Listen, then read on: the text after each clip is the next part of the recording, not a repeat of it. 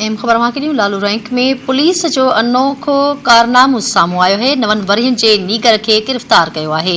Police मामूली ॻाल्हि तां ॻोठ मुराद अली मुगेरी वासी सुलेमान मुगेरी खे गिरफ़्तार करे वरितो आहे। मीडिया जे पहुचण ते पुलिस नीगर खे लॉकअप में कढी ऑफिस में विहारे छॾियो। अहम ख़बर ॾियूं पिया। लालू रैंक में पुलिस अनोखो कारनामो सरअंजाम ॾिनो आहे। 9 वरियनि जे नीगर खे गिरफ़्तार करे वरितो आहे। पुलिस मामूली ॻाल्हि तां ॻोठ मुराद अली मुगेरी वासी सुलेमान मुगेरी खे गिरफ़्तार करे वरितो आहे। आगाह कंदा हलूं जॾहिं त मीडिया जे पहुचण ते पुलिस नीगर खे लॉकअप मां कढी ऑफिस में विहारे छॾियो।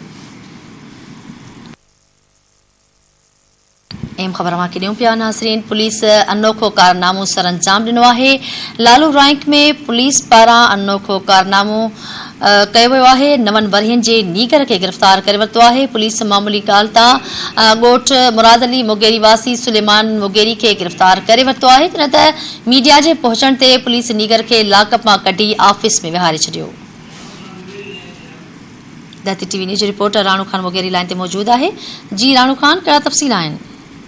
जी जीअं त सुबुह सां लालू रैंक जे भरिसां ॻोठ मुराद अली मुगेरी जो रहवासी आहे नंढड़ो 9 साल मासूम सुलेमान पुट ज़ुल्फ़कार अली मुगेरी, जेके मामूली ॻाल्हि था ॻोठनि में ॿारनि में पाण में विड़ी पिया, जंहिंमें 200 रुपया नीगर जा कंहिंजा गुम थी विया ऐं उन वञी फ़राद कयो। उहे नंढड़े हुनखे 200 रुपया वापसि ॾिना, हुते लभी पिया, जंहिं सबबु पुलिस इन 9 साल मासूम खे लालू रैंक थाणे ते लॉकअप करे छॾियो आहे। जॾहिं त साफ़नि जे पहुचण शर्त फौरन हुनखे लॉकअप में कढी पंहिंजे ऑफिस में विहारे छॾियो आहे। ऐं जेको आहे असांजे पुछण ते पुलिस वारनि को बि एसएचओ असांखे जवाबु न ॾिनो। उन चयो त हुनजे वालिदनि खे घुरायो आहे। हुनजे पीउ असां सां ॻाल्हाईंदे चयो त पुलिस वारनि मूंखां पैसा तलबिया आहिनि त 5000 रुपया जॾहिं एवज़ ॾींदो त पोइ तुंहिंजे छोकिरे खे छॾींदासीं, न त हिन ते केस दाख़िल कंदासीं।